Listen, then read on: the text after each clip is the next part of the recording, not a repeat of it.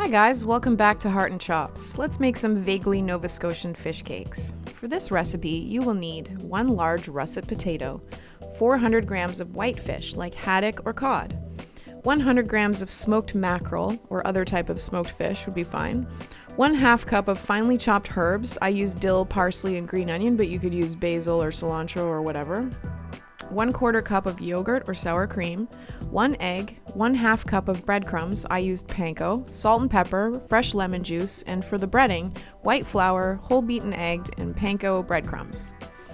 So first peel the potato and cut it into small pieces. Boil it in salted water until it's soft, drain, and then coarsely mash the potato and set it aside to cool. Preheat a pan and melt some butter, then add in the fresh fish and fry at medium-high heat until it's just cooked. Rotate the pan for even heat distribution. Don't screw around too much or flip the fish too early or it will fall apart. You're looking to sort of toast the solids in the butter a bit and get as much crisp on the fish as possible to develop some nice flavor, but without burning or overcooking it, because we will be pan frying the fish cakes later, which technically means this fish will be twice cooked. Basically, do a good job and don't screw it up. When the fish is cooked through, remove it to a large bowl and let cool. When the fresh cooked fish is cool enough to handle, break it into large chunks. Then add in the smoked fish, shredding it with your hands and removing any bones you find along with the skin. Then add basically all the other ingredients except for the breadcrumbs, sour cream, potato, herbs, egg, salt and pepper, and a squeeze of lemon. Get in there with your hands and mix it all up until it's just incorporated. Don't overmix. You want the ingredients to maintain a certain integrity. Bites of fish held together by potato and herbs. We are not going for potato fish mush cakes. At this point, things will be a bit wet, but now we're going to bring it together the rest of the way with the breadcrumbs, which you can add a little bit at a time while mixing gently with a spoon until the mixture just starts to hold together into a cohesive mass. Form the mixture into patties and place on a baking sheet with a rack or some parchment paper, and then pop the whole tray into the refrigerator and let the patties chill thoroughly.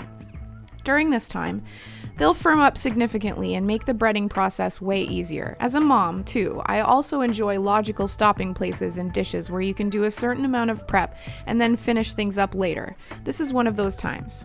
Anyhow, later, when you're ready for breading, set up your breading station with a plate of flour, a shallow bowl in which you have beaten 2 eggs, and a plate of panko breadcrumbs. Grasp your fish cake.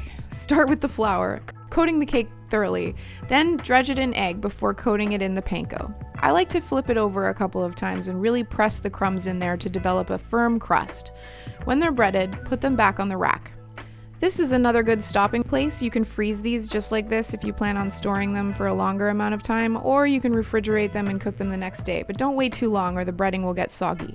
You can fry them right up in a cast iron or non-stick pan with the amount of fat of your choice, either a little melted butter or a larger amount of vegetable oil, similar to the way you'd fry up like a katsu cutlet or something.